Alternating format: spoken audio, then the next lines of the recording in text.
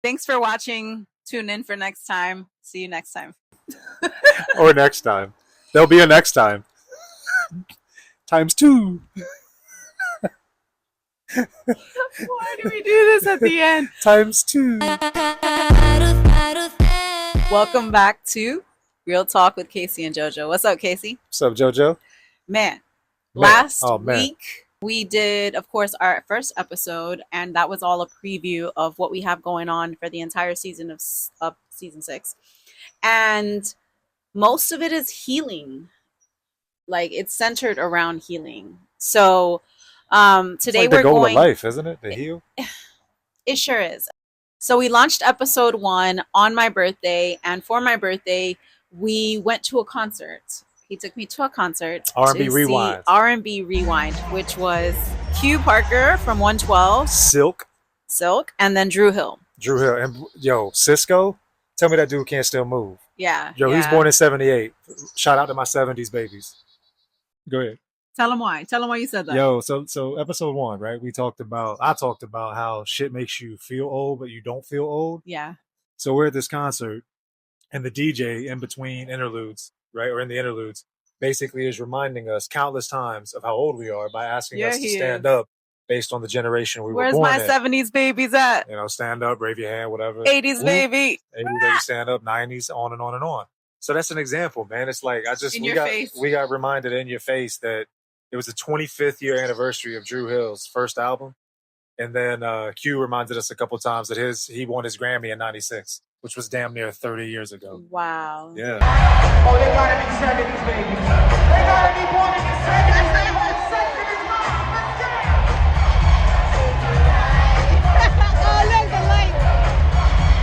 So yeah, shit like that. That's an example of like making you feel old, like just being reminded. It was awesome. The music, it was mostly 90s hip hop that was played in between the rest of it. So that was pretty cool because it was like the best music ever, and we had a really good time. So we are going to talk about something that hits closer to home, to the heart, and that is this last book.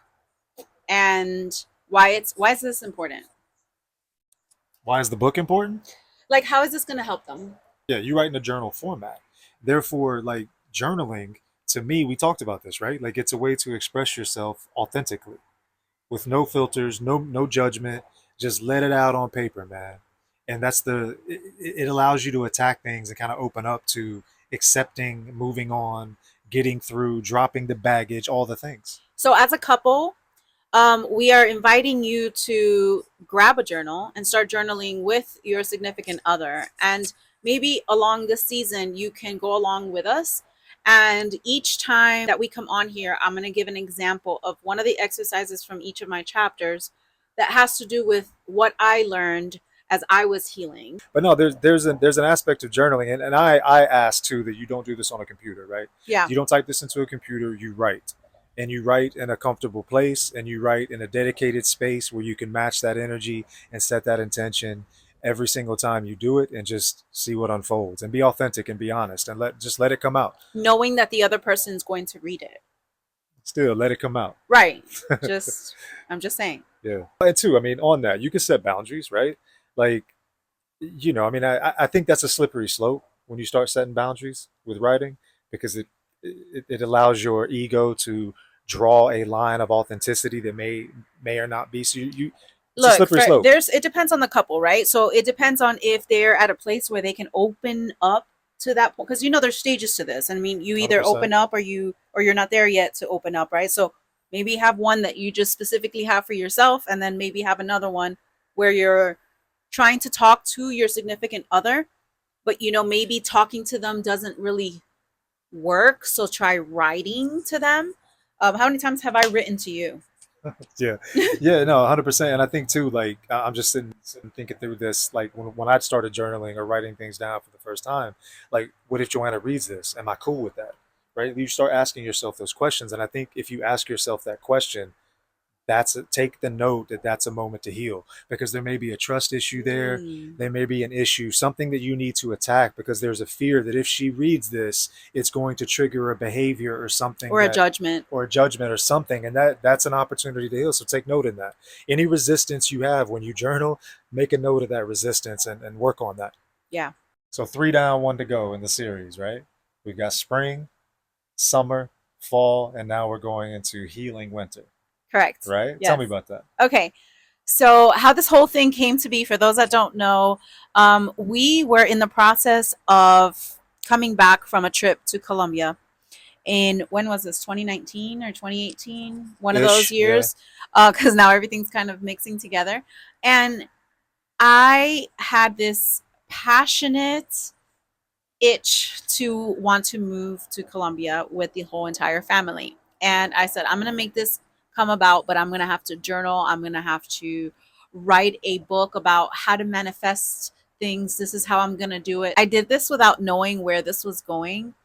And it became this entire like manuscript. It was a journal format, so I was saying what was going on, and it just ended up being something of, I'm not gonna I don't want to ruin the ending.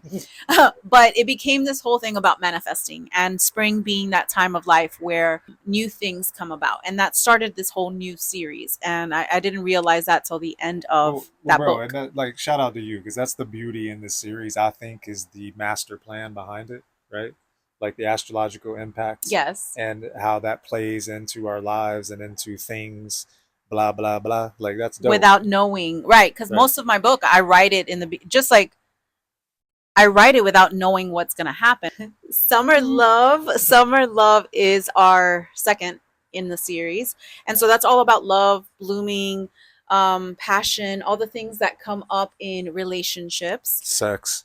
all of that. Yes, that's in there. And then Mindfall is about knowing yourself and on a deeper level. So that has a lot of layers and astrology tied into it. Well, the whole series is astrological.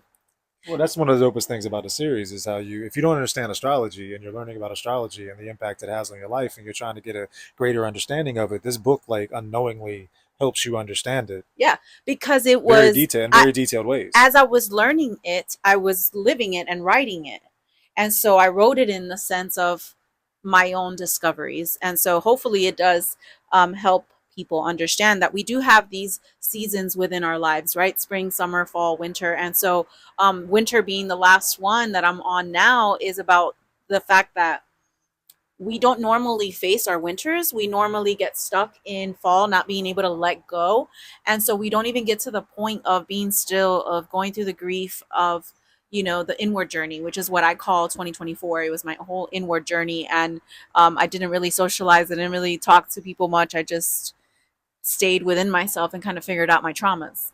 The more you operate in the energy of the season, the more, I guess, progress, or the easier or the more fluid things will You be. ride the wave. It's an Correct. energetic wave. Yeah. Right. And so the point Literally. the point is like we saw, we were watching Matt Rife yesterday, and he was dogging on astrology and how people depend on astrology and they don't take responsibility. It's like, yo, that's the farthest from the truth, It's man. about taking This is about, responsibility. yeah, it's about taking responsibility and acting in flow with these seasons so that you can experience healing, and your life journey can not become effortless but become synchronized. And I think when you Good live in when word. you lived in when you live in synchronicity, it's like it reminds you all the time that you're doing the good work, and it's like a pat on the back, right? Yes, It's like a yes, I star. love It's like it. a star you got when you were in elementary school. For Got a sure. star for the day. And see, like you just said, the metaphor for it, the metaphor for this winter thing is about death and rebirth. And most people don't want to go through their own death while they're living. But that's what it's about, because we go through these level up cycles, and we can't really complete a cycle if we don't go through the winter. And so I feel like, I'm ready to be done with this book. I've gone through 3 winters of this, and I'm like, I know I suppressed it for many years, but I feel like I'll deal with it the next winter. I'm just kind of done writing it. And so I feel like, the fact that I've even put myself out there for the world to see how vulnerable my traumas have affected me, and my addictions, and like putting all this stuff out there, that I think has been rough, and that's why I feel like I've been pushing it a lot because I'm scared to put it out there, to be honest. Yeah, but I mean that's the beauty in the story is the authenticity, and again, it's like you don't feel alone, right? Like that's the reason why we like to read. That's the reason why these things matter, because someone listens to this, hears this, gets motivated, or picks up just a little nugget of information that puts them down a path, Right. right? So what has it been like for you? Because obviously when one side of the spectrum is going through this, the other side is going to feel some type of way, right? The polarity of it. So what has it been like for you? Well, maybe it took a while, maybe 12 months into the situation where you and I had a conversation about, and it's not an ultimatum, but you check in as a couple, you see where you at, see what page you on, where you're basically like, yo, are we doing this? What are we doing? We're on a 6 month trial. We're gonna see where this is in June of 2025, and we'll kind of go from there, right? Like that's where we were. And I could tell you, from my perspective, we've been in that spot before. What you gonna do this time? What have you learned, right? And what I've learned is that all right, she's leveling up. I have to too, right? So what am I gonna do? Well, we've got a course, Love Your Life, right? I'm like, I've tried that twice and failed. Should probably give that another try, right? And so I started that. And ultimately is what I learned is that if I'm going to be with you and we're going to experience the best versions of ourselves, I've got to be willing to grow with you. Right. I've got to be willing to get better with you. And I think that's super fucking important in a relationship. Did you ever feel like I was holding you back? Like maybe I'm the reason why you feel stuck? I mean, there was a whole time where, I mean, yes, we were on trial, and there was one time when you said, "Oh, I don't know if I want to be with you. I can't let go of the past." And I'm like, "Oh no, this is Summer Love Part 2." And then there was a time where I wasn't sure because like you just said, I didn't think, I'm like, I've done this so many times and he's still not leveling up to should be where he should be. He's not. Yeah. Like, you're just not putting in the work. And at that point, I was like, okay, I'm being held back and I'm going to do this myself. And we had that serious, combo where I sat you down and I'm like, bro, I don't know. I don't think I want to be with you anymore. Yeah, no, and I think there's a moment on this journey, right, where we do a lot of things to prevent ourselves from going through some shit. We do a lot of things. Our brain is designed to protect ourselves from potential issues and from potential things that we know are going to hurt, Right. right? It tries to prevent us from pain. So I think, when you're going through this, you have to be willing to step into it, and you have to be willing to change, and you have to be willing to not take things personal and understand that life is a mirror to you, and you've got a long way to go, and you've got lessons to learn, and that shit is hard, right? Because how many years was it before I finally realized that I need to let go if I need this to continue? It took 23 years to get to the point of understanding that at the depth it needed to occur, that I needed to understand it so that we can move forward. Am I making sense? Yeah. Yeah. Am I rambling? No, Slightly. slightly, but it makes sense. Rambling. It's a lot. It's all good. It's a lot of information, but I mean, it's 30 years worth of trial and error. And a lot of couples quit ahead of the game because they don't want to go through the healing part of the journey. And it's in going through that part together that you strengthen that bond and begin a whole nother cycle, a whole nother season, better people for it. Right. We know each other's potential and we push each other because we know that you can do better, and not because it's like in a judgmental way. It's like just we see the potential in you, Yeah, no, and I think like you talk about young love, right? Like we see couples that have fallen in love. It's easy. Like one of the things we go out to eat, right? And we're looking at young couples and they're talking to them. It's like, yeah, they just started dating. And then you look at older couples and they ain't really talking to each other. Like, yeah, they on that long shit. They on that long journey, right? But when we see those things, I forgot what the fuck my point was. Holy shit. It the just young went couple. away. Oh, that's an old thing. The young couple. Yeah, there you go. Oh, this makes you feel old. Damn, it just went away like poof. Like poof. Cloud. You think how long it takes it to come back is a measurement of your age? I have no idea. I don't know. That took a while. So shit. Oh, Whoop. I forgot again. Just kidding. I really forgot again. Did you really? Yeah, hit pause. All right, I'm good. Yeah, we're Yeah. good. Yeah, man. So like, when you see young love, you know what that stage is like because you've been there and done that. Right. You had that experience, right? So you get deeper into a relationship, you've had the experience of when you see a young couple, you're like, oh, you understand exactly what they're going through, been there, done that. Right. I'm saying that this healing winter, this situation that we've gone through over the last 18 months, like we've elevated to a point of seeing levels and steps above, beyond and above that. Right. Which is dope because I think when you start experiencing that in your life, it drives you to put in more work, right? It drives you to put in more effort. Yeah, it's an internal effort. It's kind of like you're pushed in that direction somehow. Because this shit ain't for punks, no, man. It's not. Like when you're in a relationship for a long period of time, yeah, you face things. You face your darkness. Your partner shows you your darkness, and the shit's hard. That's where the whole golden rule comes in. You know what I mean? For sure. But the whole point is that on the other side of that is a depth of love that is worth all the tears, all the blood, sweat, and tears. Yes? Am I wrong? For sure. No. 100%. 100. What are some tips that we can give some couples who are going through their season of healing? Let's be real talk on that. Most of the time, it's probably going to be the girl that's going through it, not the dude, right? Okay, so I mean, really, sometimes no, sometimes really, yeah. You don't think overall, more often than not, it's women that are healing, that are initiating. I feel like there's sometimes the guy is going through something, some type of depression, of course, and it's a part of the healing. He's not aware of it, or maybe he's resistant. A lot of guys are resistant. Yes, and I think that's the point. Is that as a dude, my dudes, my guys, like we have to not be resistant because it's going to feel like we're doing something wrong. It's going to feel like you're not measuring up, so to speak, but that's part of the process. And that's part of the softness that's required to, hold that space, right?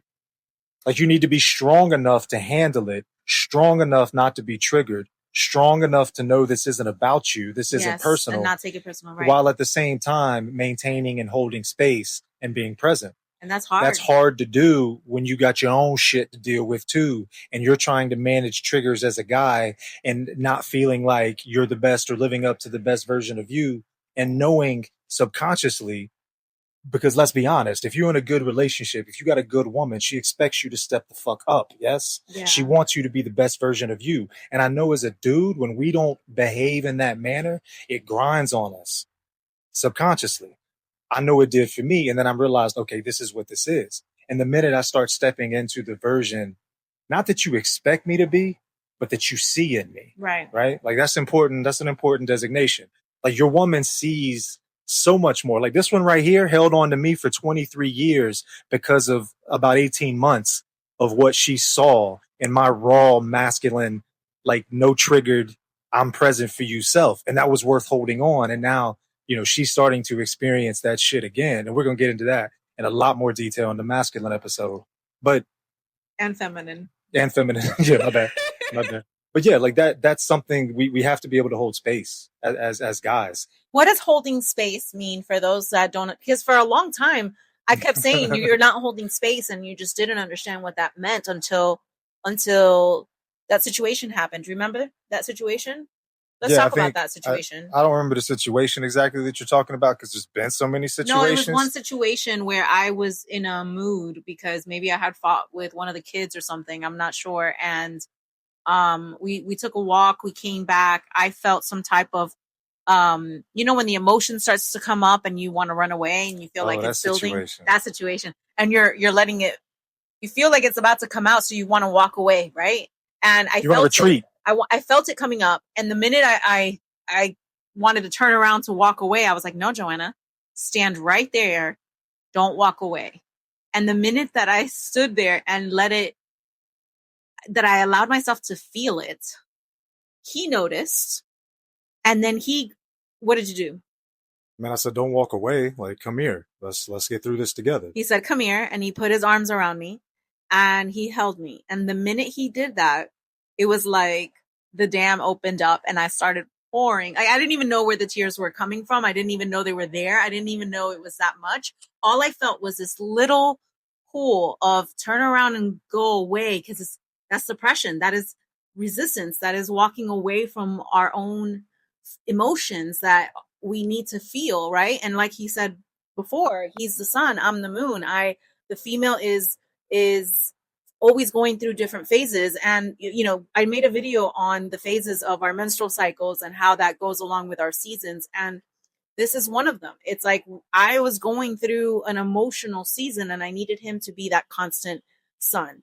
And that's what he was, and that's what he did, and it allowed me to heal in that moment in ways that I never thought were ever possible. Yeah, and to a completely unrelated topic, but that video that you made about the menstrual cycle, like moms, like get your daughters to watch that, right? Like Yes, get I your wish I daughters would to have known understand their before. cycle and how important it is. Because I think again, another aspect of society, just rant, is that women aren't taught about their bodies, right? Right. Like there's literally no reason why someone should get pregnant if they understand their cycle, Yeah. right? And you understand that now's not the time, right? But the point is that the more you understand themselves and their bodies, the more they can understand and know what to expect from a man, and recognize that when a man is not operating in his highest version or in his masculinity, that they don't see that as a need to fix. Am I stepping over some lines with that one? No. But you understand what I'm saying? Like Yeah. recognizing what the type of man that you want in your life as a husband, right? And Right. what that's like. Right. Because it's fun to figure it out over a 23-year period. Yeah, but it's much easier if we can just teach them early on, for sure. 100%. Yeah. I don't know, man, but this is like an isometric hold. I feel like this fucking microphone weighs 5 pounds. It's getting heavier and heavier. No, but Like look, my arms will be starting. I got rhabdo. Babe, let's explain what Healing Winter has basically done to our relationship. What does this mean, and how can it help others? What has Healing Winter done for our relationship? Like, what does it mean for us? Because what has it done? I mean, we've basically faced our darkest times. Okay, this is what I feel like what happened. Let's just say we've been together 30 years, because it's almost there, right? During all that time, we had new stuff come up. We had new experiences. We had our, the kids, the different locations that we lived in, the different experiences, etc. We had the best times of our lives, right? Summer. We had awful times, right? The fall. But how many times did we actually experience going through winter together? We always broke up. We always went through it separately. We always distanced ourselves to the point where we got divorced and I met somebody new and went the total opposite direction, because I didn't want to face the reality of me having to look within and fix my shadows, right? So this is the first time that we have actually gone through this winter, 3 winters together and not apart. I mean, what does that say? What does that say about our relationship? Like, yeah, how is that? What has Healing Winter done for us? Trying to get it right. Don't judge me with those eyes. I see what you're doing. Don't judge me. It's a starting point for that. It's the first time that we've gone through our darkness together. What that has strengthened us. That has created a deeper bond. It's heavy, man. It's Mike. Woo. I mean, going through it together in our journey, like we had to accept some things, right? Like you have to accept some things, and you have to be willing to look in the mirror. Am I rambling? What are you laughing for? It's comedy. This little Mike right here weighs absolutely nothing, and yet he's holding it and shaking from all the time that we've been holding on to it. Judge me, man. It's been like an hour. Okay, so what has Healing Winter? What does it mean to you? What has it done for our relationship? I don't know how many times I've worded that, but what's the last thing I said? I wanted to go with that. Commitment, discipline, letting go. Letting go. Yeah, I think Healing Winter. I mean, I think our biggest thing was letting go, right? Letting go of the past, letting go of the things we've done to one another, letting go of like when you're emotionally triggered and you suffered emotional trauma and shit happens, it's hard not to get pulled back into that, right? And Yeah. we did it for so long, for so many years. I think letting go of all the things, and that's something I said I could never do, right? How do you just let go? And I think people struggle with that mightily, but letting go. And I think you let go by understanding that everything you're complaining about is in the past, right? Look at your partner for who they are today. Look at your partner for who they want to become, not for something that they did 5 years ago, 2 years ago, or whatever, right? Because I guarantee you fucked up too, right? You've made But some I mistakes said too. that to you many times and you still didn't know how to let go. So how was it that you were able to then let go?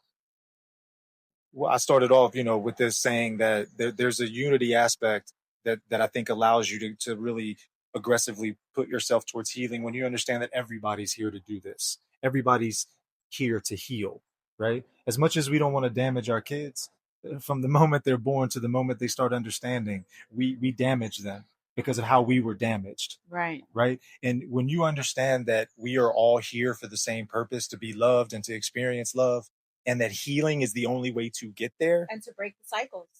right? It provides, I don't know, it's comforting to know that. But ultimately, like, how you let go is just simply not allowing that narrative to play over and over in your mind. You are feeding the narrative by allowing it to trigger the emotions. Like, you're like, bro, the brain science behind this shit is crazy, man. The amygdala. Woo. When you think that way, it creates neuron connections that keep you in a loop, and you've got to be able to break it. And the interesting thing that happens from a brain science standpoint is that it goes back to the prefrontal lobe, and then new wiring happens that prevents the old wiring. But you've got to have the understanding and the patience to take a break, realize that this isn't real, that you're stuck in a loop. And the minute you start doing that, the letting go begins. That's the best way I can put it. Does that make sense? Yeah, totally. All right. So earlier you had mentioned an exercise from the book. Yes. Tell us about that exercise. Okay, so I have it right here. Each chapter ends with an exercise that you can do to help you with your healing journey. The first one for the first chapter says, think of a person in your life that triggers you in the worst ways. Ooh. How do they make you feel? Honor the emotions that arise and then forgive. That's a tough one. And that starts You were doing good up until you said forgive. Yeah, that was actually what happened in my experience and what I had to go through, etc. And so I used that as an exercise in the first chapter of the book. So it's kind of one of those heal along with me type books. Yo, and straight up, I could tell you from my experience, I got caught up in the forgive. And for me, in order for me to forgive, I needed to rephrase it and just give them love, right? And kind of that drip of love allowed me to then forgive, because you just detach from that negative emotion that you're holding That on the to, ego right? wants to hold 100%. on to. That's a good one. That's a good tip right there. I got tips. Yes. And so a good segue to that is our next episode, which is triggers and true love. How we navigate through conversations, our emotional landmines that we sometimes step on, and we're still here together and we're still doing it and we go through it. And so we're going to share some tips on that. And we're going to talk about all the ugly parts about healing. So, yeah, and I think, man, healing's scary, but like when you get past that as a couple and you start understanding the power that forgiveness has, and how that kind of reignites some of the maybe feelings you had when you were younger, right? Like, I don't know, it's refreshing. And I think that, we need to be open and understanding that if you can just be patient, get through it.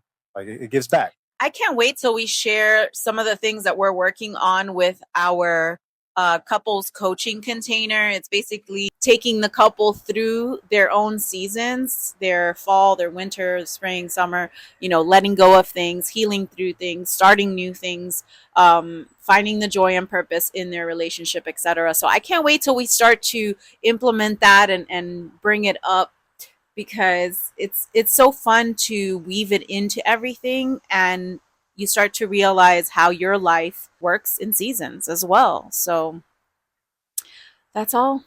We need to talk about the next episode. That was the next episode. Oh man, I got lost in the sauce. See you guys next time. Peace. Peace. That was fun.